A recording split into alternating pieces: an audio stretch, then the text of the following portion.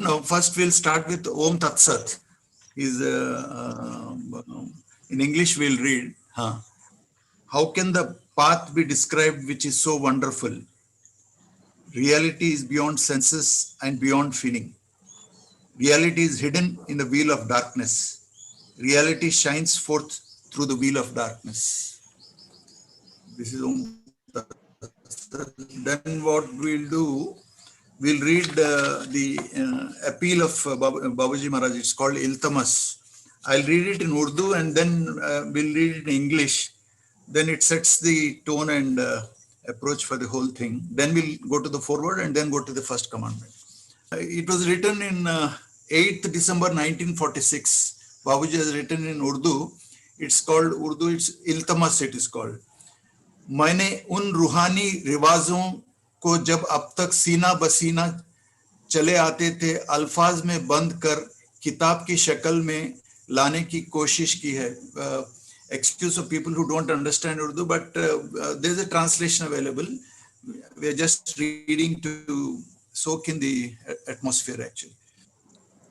मगर चूंकि ये मामलात अनुभव से ताल्लुक रखते हैं जो नेचर का मुताबला पर मुनस्सर है और जिनका इंकिशाफ बजरिया वाइब्रेशन होता है, लिहाजा इनका असर अल्फाज में नहीं न सिर्फ मुश्किल बल्कि बासा औकात गैर मुमकिन हो जाता है. मोहब्बत मानी वो अल्फाजों में लाई नहीं जाती, यही ऐसी हकीकत है जो समझा ही नहीं जाती.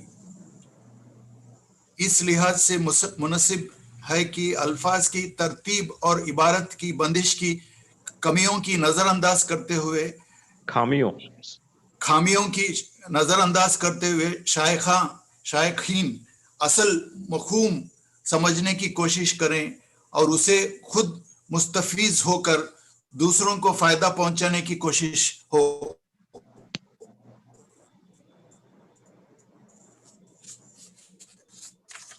He's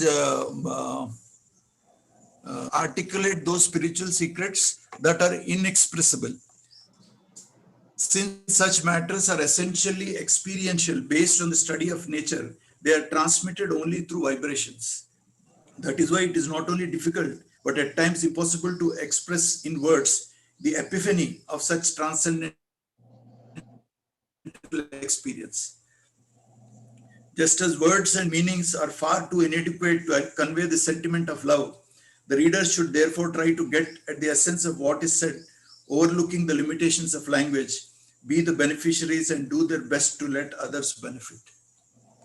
That's his appeal, which he has written in 8th of December 1946.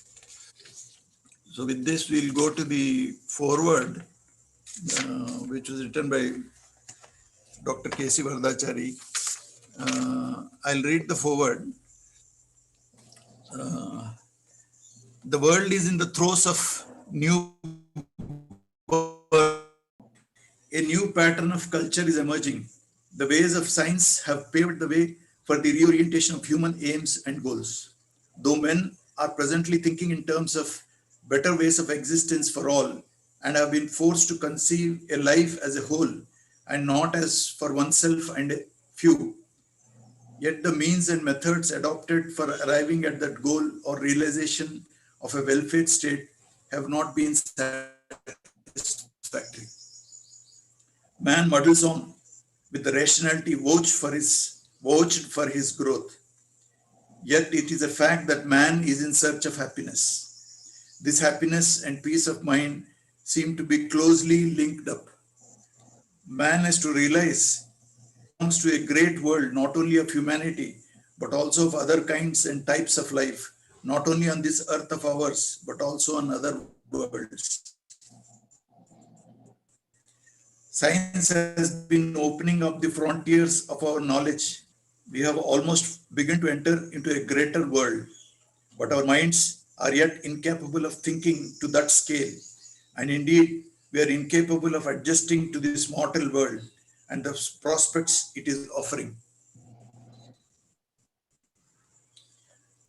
Man feels himself to be a greater being in reality, or at least capable of realizing himself in the world and fulfilling the demands of his body, life, and mind. His efforts in this direction have been continuous, and labor of extreme concentration has gone into his struggle to grow, to live, and to realize happiness in terms of the wants of his body. It is true that some mighty minds have held that all this searching for happiness in the world by adapting the world to one's needs and happiness cannot avail, and the precariousness of the achievement more to be known. True also, indeed, they have counselled that in transitoriness of happiness achieved, there can be no real happiness. They have also held that the very definition of illusion is precisely transitoriness of all happiness. The search for eternal and permanent happiness is the real search, and this entails this renunciation of the search for the transitory happiness of or success. However, man is not quite prepared for this renunciation of the transitory happiness, which according to him is in the hand for the sake of the permanent happiness which is far off. Better the bondage of the immediate, if it is pleasant, than the freedom of the eternal, which needs renunciation of the immediate. So too, the renunciation of finiteness or individuality is impossible because of the promise of attainment of the infinite.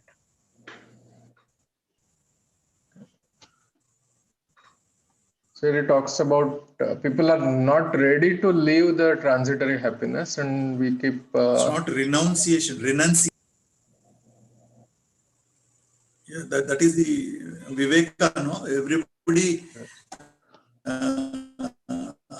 understands Viveka conceptually, but really they don't believe that the happiness which is possible in this world is transient.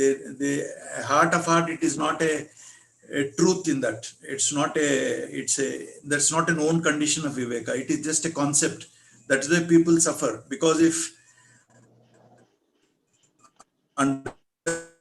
understanding really happens, then the state of Sham, which comes as a result of Viveka, is established.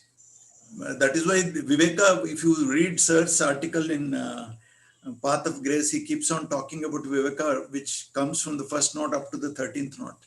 So it is not such a easy thing. You can read about Viveka in volume 3 of Bodhayanti, Parasparam. Anyway, the idea is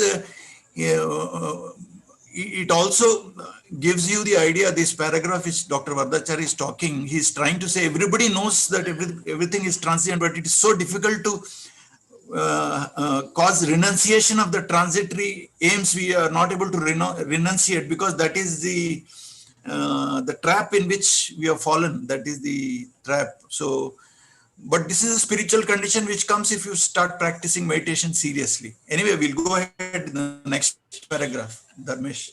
Okay. Surely men have sought a different solution for wish fulfillment.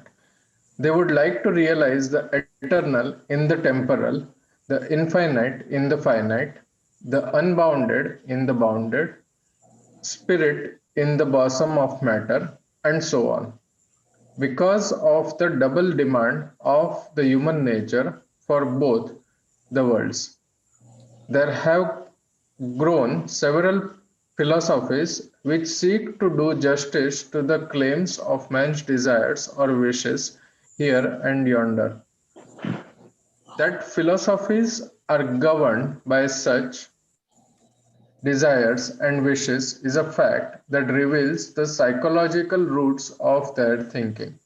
Such thinking has not released itself from the goal directing impulse, and rightly too, though it must be confessed that reality is not capable of being a goal unless happiness claim is dropped, whether All, it is unless Unless all all happiness claim, all happiness claim. unless all happiness claim is dropped, whether it is of temporal or the eternal order.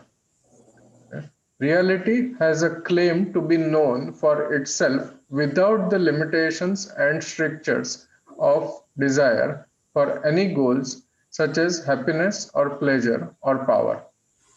It is to be known as it is in itself and for itself. That is the law of one's real being and reality. Man feels his reality to be of paramount concern, and the realization of that reality is the basic impulse of his being. And happiness, pleasure, power, and so on are just means considered and surrendered on the march towards his own reality, that is, realization.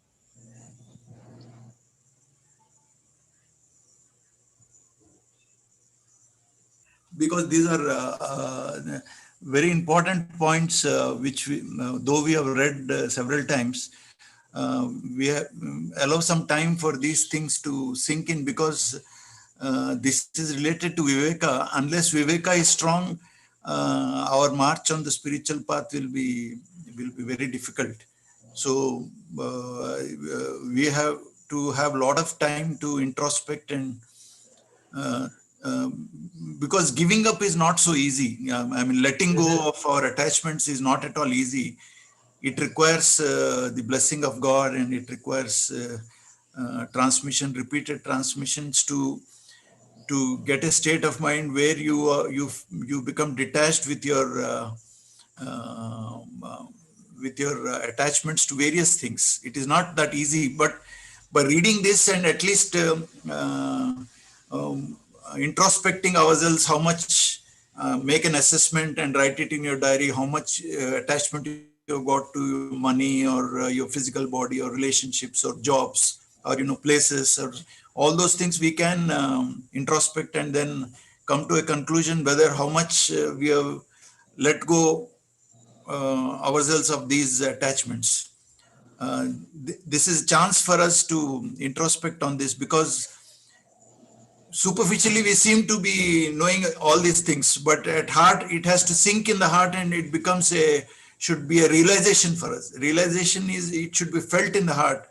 Then the charm of the divine will attract your mind. Otherwise the mind will be caught between enjoying pleasures of the world or name and fame of the world. So as long as that is there, it cannot merge in God. It cannot really meditate on God. Real meditation only happens when the mind is free of desires. So it's a Yes. scope for all of us to contemplate and then note down in your own diaries how far uh, uh, we are thinking, introspecting deeply about this aspect, and then noticing how much of Viveka we have got in this world. Yeah, so Dharmesh थोड़ा important points हाँ, थोड़ा time दियो तो सोचने लगते हैं लोग. sure.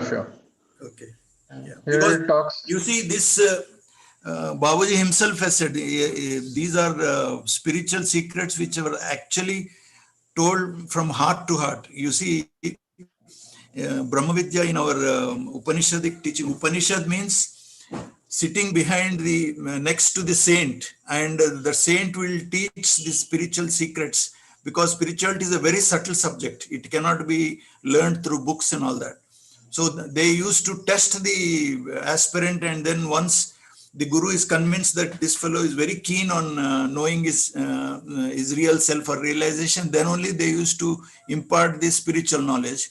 But Babuji has made this accessible to common man, because that is a demand of time, and he has put it in words, these spiritual secrets which are only transferred from Sina Basina. So even though it is there, it requires a lot of time to contemplate and rest on his thoughts. If you rest on his thoughts, then it will sink, and then slowly the realization starts dawning in your consciousness. So these, especially 10 Commandment, has to be read very, very slowly later on. uh, as a reading exercise we are doing, but if it is read after morning meditation, if you read even one paragraph and dwell on that, then you really start enjoying it actually. So ये book थोड़ा धीरे से पढ़ेंगे इसको. Sure. Here it talks about giving up all happiness, including the temporary as well as the eternal. So, Next paragraph you go. the methods by which this reality consciousness is to be attained are of great antiquity and had varying fortunes just because of men's dual aims. It is only when one seeks oneself that one realizes one's reality, and not when one turns to the world to realize oneself or oneself in it. Several indeed have been philosophies that imagined or built up the systems, and they have become incapable of showing the way to the reality consciousness, nor was liberation achieved with their help.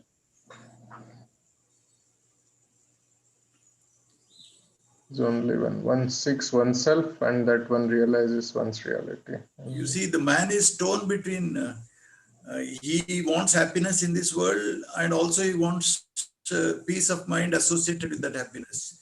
So dual aims are there. He wants peace, and he also wants all his desires to be fulfilled. So several philosophies have come. But anyway, let's go ahead. A return to the need for personal experience of the ultimate has become urgent, and most people, tired of philosophies and logistics and so called rationality, are turning towards method by which they would have the experience or intuition and realization of the essence of being or existence.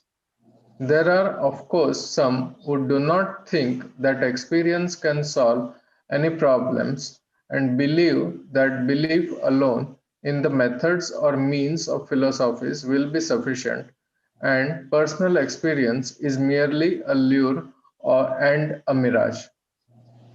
With such thinkers, we, of course, do not agree, and man has never agreed. True indeed, this personal experience should be of the highest and not merely hallucinatory product of one's wishes and constructions, mental projections, so to speak, and not reality. Hallucination is the projection of one set of illusions in the place of those it is said to replace, namely the experience of nature. So he's constructing a case for personal experience of that ultimate reality itself. So man is in search of actual experience rather than belief in dogmas, belief in philosophies and rituals and all that. Okay. The evolution of man into a higher consciousness or reality is indeed our endeavor, and this evolution can no longer be achieved through the old patterns suitable to lower species and forms of life, including man. The growth of a cosmic consciousness or an intuition that can grasp all in one sweep of consciousness rather than in fragments.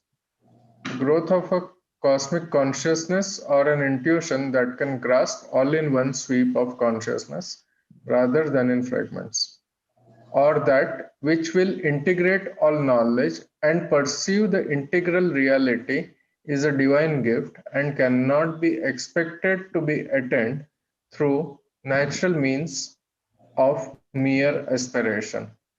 Science Just hold on. expects The point we should all note is that it is a divine gift. So the if you have got an experience where you have gone into a state of samadhi, where you have experienced ultimate peace, where you're not even aware of the presence of your mind, which is a common experience under the system of natural path. That is a gift actually, that has not come to you by your own effort. That is because of the gift and because of the blessings of Babuji Maharaj. So this has to be very well understood. If you understand that, there will be very little possibility of egos coming into play, and then once this is forgotten, then you think that your understanding is spirituality is because of your effort you are doing, and because of your righteousness or your moral, because of superior moral caliber or whatever it is, that leads to ego, and then the whole game is lost actually.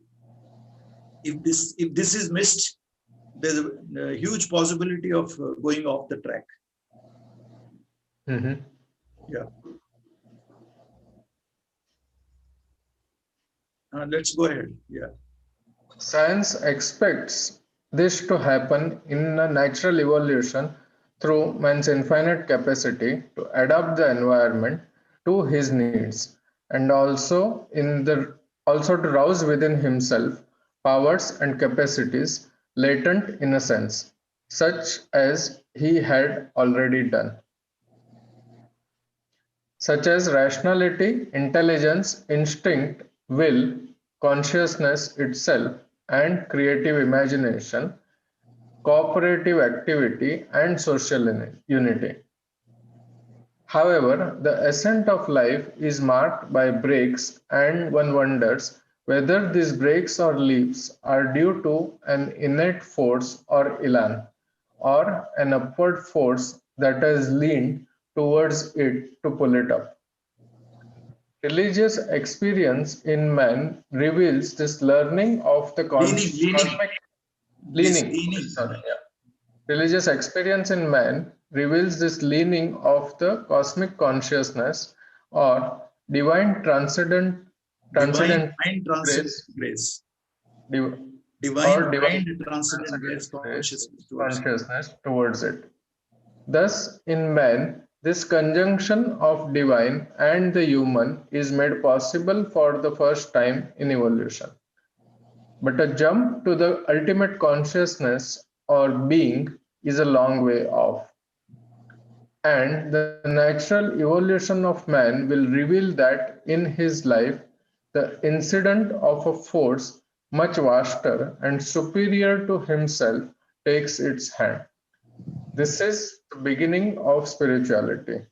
The self controls, the self Self-confront. confronts its own deepest urge to be this urge towards the ultimate reality, without which its own future is impossible and untenable.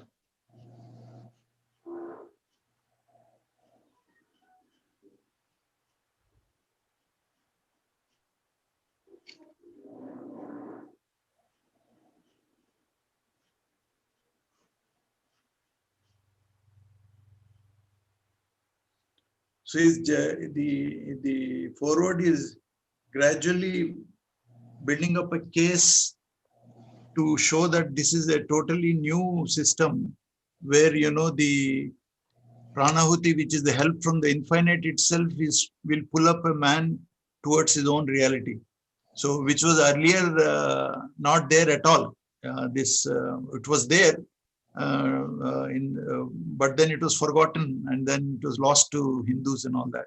So he's building up a case to say that uh, uh,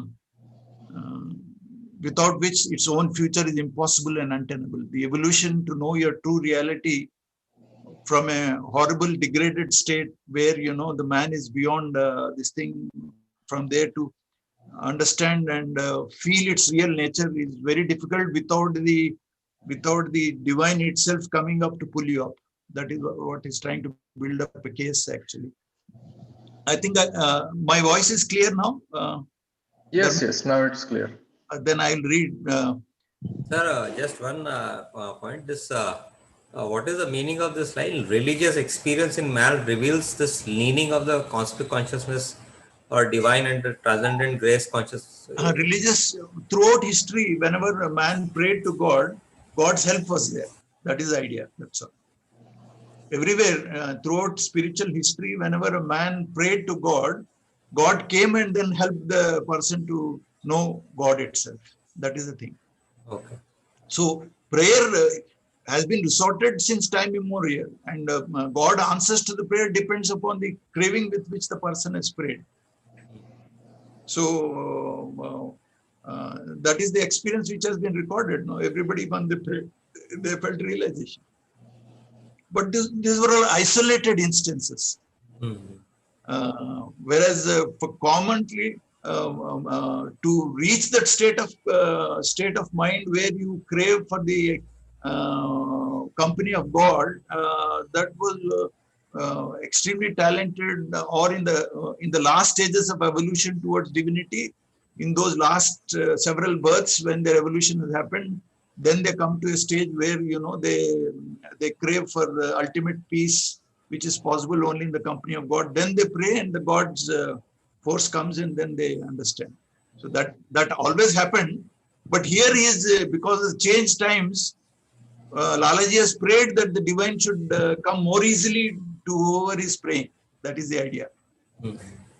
That's forward is driving in that direction. The center is yawning towards the circumference. That's the idea actually. Right. So that center is yawned towards because of the Lalaji's continuous prayer, seeking that God should come and more easily from the cry of a human heart karke. That was Lalaji's effort only. Yes. So this is the call to knowledge of the self, to fulfillment, to perfection, to ultimate happiness and bliss, and above all to the feeling and realization of reality of oneself, which seems to be slipping away in its own original nature. The seers of India had long ago seen this necessity for the help of the highest and ultimate spirit for lifting man to higher levels of consciousness and awareness, such as superconsciousness and absolute consciousness or experience. Supermind belongs to the regions of the level very much above the human mental and over-mental. There are levels of being such as Pinda, Anda or Brahmanda, Parabrahmanda, and the highest transcendent, which is called by Sri Ramchandraji of Shahjahanpur as the central region. And the center indeed, and the center. Indeed, we can reveal the parallels between these and the words described as Bhu, Bhuva, Swara, Maha, Jana, Tapa, and Satyam. Consciousness at each level is higher, suited to the plane of its being, and goes through modifications or twists and limitations when it descends lower, and is thus said to form the several centers or granthis or chakras that distribute the power of consciousness according to the laws of the centers, which emerge as and when the center forms.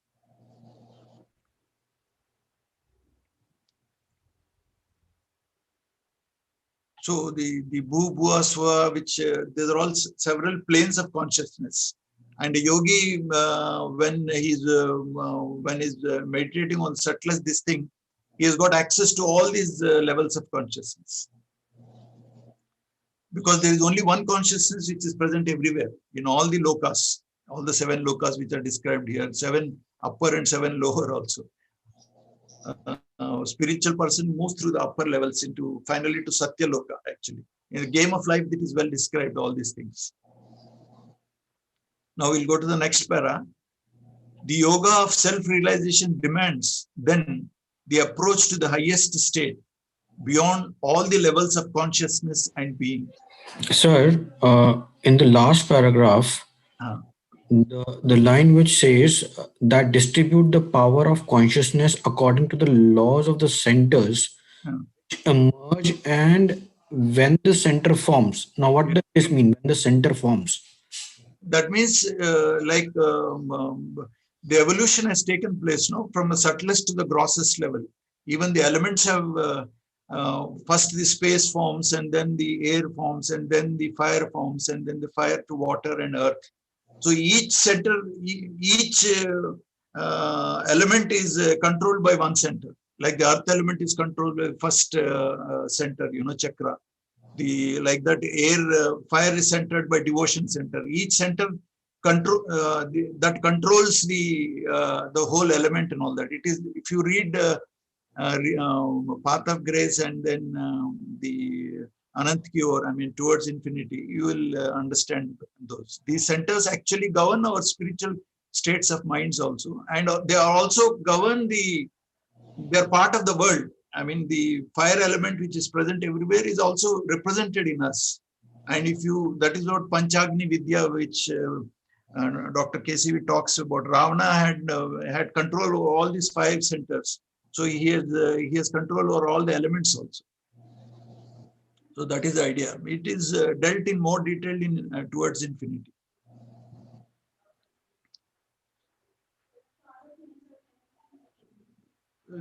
The yoga of self-realization demands then the approach to the highest state beyond all the levels of consciousness and being. The question arises whether this is possible, whether it is not a gradual process of ascent which enables man to proceed from the level of man to the level of the Superman with the supermind, and so on till the highest level is reached. This is the second question. There is much to be said in favor of the gradual theory of evolution. The immediate possibility of arriving at the highest level is also open to the human soul that has become aware of the urgency of its attainment and existence. This is what Sri Ramchandraji assures as possible. And with the yoga directed by one who has attained the ultimate central reality, it is positively easy. Next page. Evolution of the individual becomes swift even while in the human body, which is purified by that highest consciousness or power and transformed in every one of its cells. So now he's come to the main point. He says, if a person who is in the central region and in the center, and from there, if he diverts the consciousness into the heart, it is possible in this, by living in the human body itself, to realize the true nature of your reality, true nature of your consciousness, whatever it is. Earlier, it was a gradual ascent. Now it is, if you read Bhagavad Gita, it was, he says, Bahunam Janmanam. He says, Sir told me that it requires about 7 lives to live in a state of human being. Human being is a person who is living these 5 yamas. That means Satya, Ahimsa, Asteya, Parigraha, Brahmacharya. If you are living those 5 virtues for 7 lives, then liberation is possible. Whereas Babuji comes and says, within one half of a lifetime itself, it is possible to make you a master, and you can lead the life as a master, helping other humanity to enjoy the spiritual bliss. There's a totally new system here has come with the advent of the great master. If any no questions, we'll move to the next paragraph. The power of the highest can descend thus into the human heart and begin to purify or lead it to the highest state. The human frame itself is so made as to receive the transmissions of the highest energy or the Shakti divine at several centers corresponding to the cosmic centers and the super cosmic regions. The human body, being thus purified in its nervous, circulatory, and other systems, can enjoy or experience the peace, the power, and the transcendence even in this body. The need and process are really to be trained by an adept in this Raja Yoga path. Sri Ramchandraji, in his book entitled Commentary on 10 Commandments of Sahaj Marg, elucidates the conditions which are necessary for realizing the ultimate.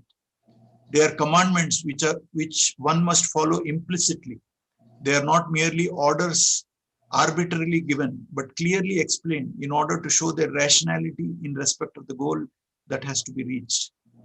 They are, of course, easy to follow when there is the earnestness to reach the goal or the ultimate.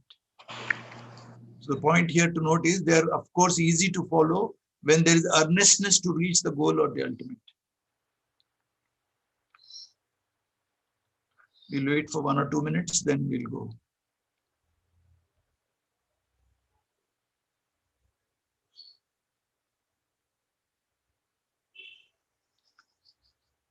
The simple formula of prayer gives us our objective in this search. It is God who is the all master, and who is the only person who can lead us to the destination. Our wishes interfere with our reaching the destination and are prapti virodhis, enemies of our attainment. Surrender to God, who is the power omnipotent, is the essential need, for God is both the means and the end.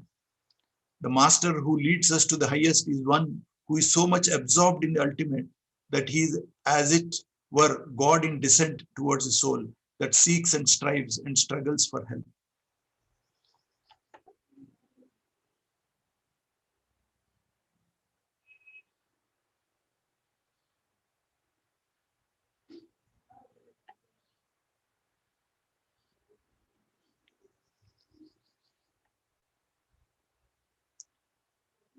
The ancient methods of practice are beautifully explained, showing the rationality of worship and meditation at the sandhyas or conjunctions or the day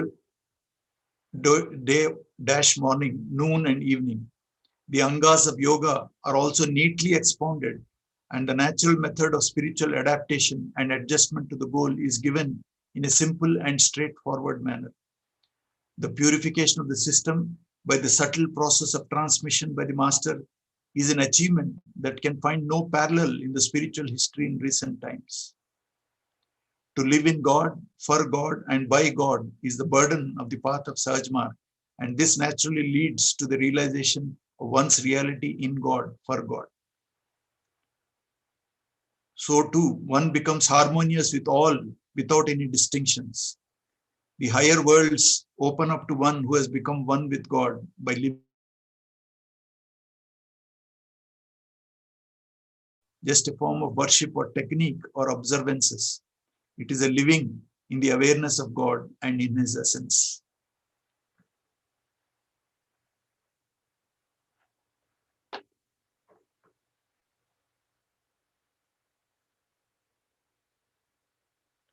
I'm giving some time so that, the people allow this thought. Spirituality is not like religion, just as a form of worship or technique of it is living in the awareness of God and in his essence. So we allow this thought to sink in us and then let it sink more deeply. So we'll allow ourselves some time, then we'll go to the next pair.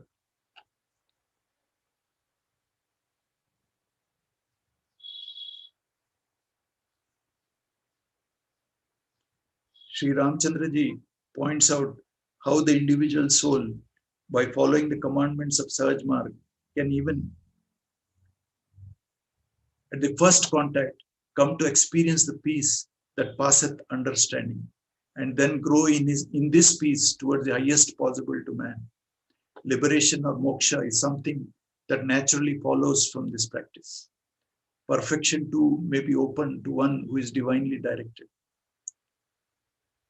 There's a little amount of metaphysics or physics in the exposition, which is not very difficult to discuss, as it will become clear as one proceeds on with the abhyasa. Basically, this is more in the first commandment of the first commandment itself. There is no doubt that there must be complete transformation of man's nature, and he must be taken up for guidance by the cosmic and supracosmic nature, so that this attainment may be felt to be more and more reality, Sat. As one approaches the center or the ultimate, one increases in his reality, and all that went before appear to be more and more unreality. However, the Abhyasi's aim is to gain this increasing reality that arises as one begins to get near the center.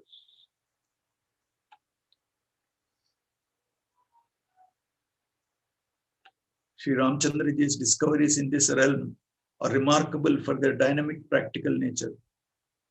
Goal is not far and distant, but very near and ready, means Siddhopaya, and man has but to turn towards him to feel his presence and his power of transformation.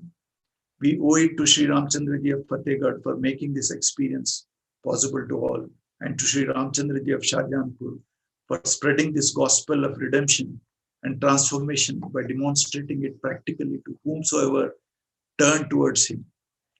This book is in a sense for the advanced practicant, but it is a very illuminating book which should be read after the study of Masters, Reality at Dawn and Efficacy of Rajyoga. So this is in short about this. This itself is a very significant reading.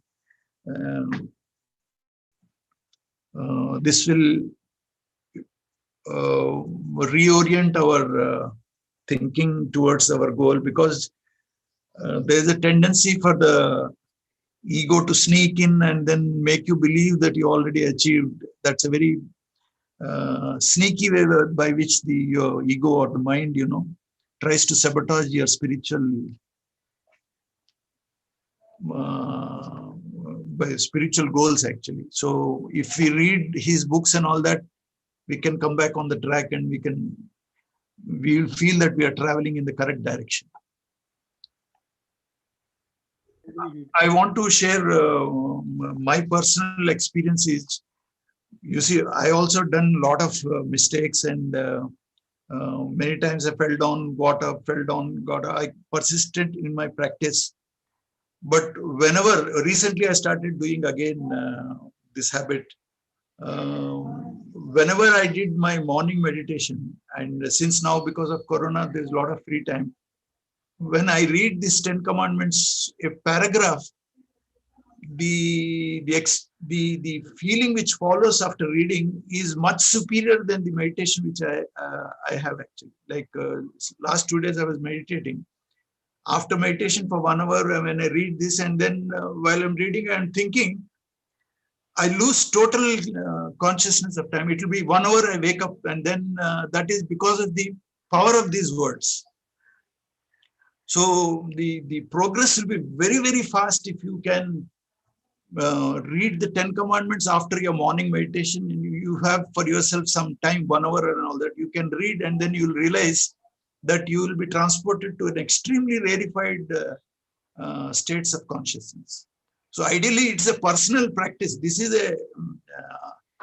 a forum for us to just be absorbed in his thoughts, and then revive our interest, and then that is.